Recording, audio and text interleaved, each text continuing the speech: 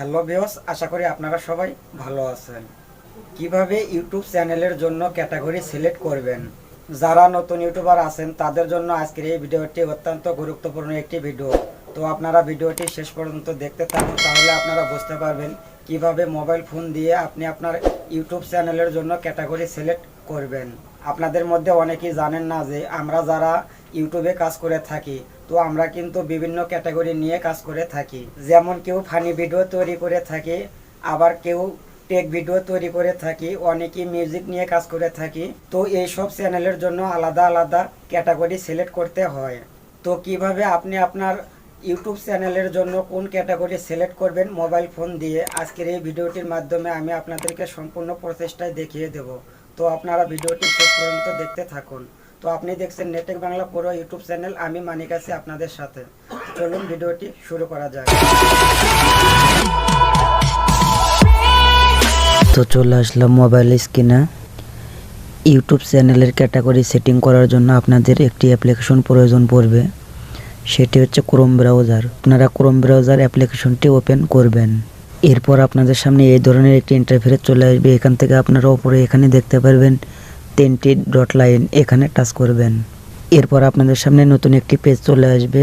তো এখান থেকে আপনারা এই অপশনে দেখতে পারবেন ডেস্কটপ সাইট। তো এখানে আপনারা টিক মার্ক দিয়ে দিবেন। তো টিক মার্ক দেওয়া হয়ে গেলে এরপর আপনারা ইউটিউব এখানে টাচ করবেন।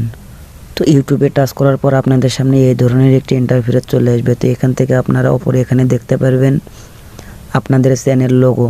তো এখানে আপনারা টাচ করবেন। আপনাদের চ্যানেল লোগো যদি এখানে লগ ইন করা না থাকে, আপনারা লগ ইন করে নেবেন। তো এরপর আপনারা চ্যানেল লোগো এখানে টাচ করবেন। এরপর আপনাদের সামনে নতুন একটি ইন্টারফেস চলে আসবে। তো এখান থেকে আপনারা ইউটিউব স্টুডিও এখানে টাচ করবেন। ইউটিউব স্টুডিওতে টাচ করার পর আপনাদের সামনে এই ধরনের একটি ইন্টারফেস চলে আসবে। তো এখান থেকে আপনারা নিচে এখানে দেখতে পারবেন সেটিংস। তো এখানে আপনারা টাচ করবেন। তো সেটিংসে টাচ করার পর আপনাদের সামনে অনেক কয়টি অপশন চলে আসবে। তো এখান থেকে আপনারা 3 নাম্বার আপলোড ডিফল্ট এখানে টাচ করবেন।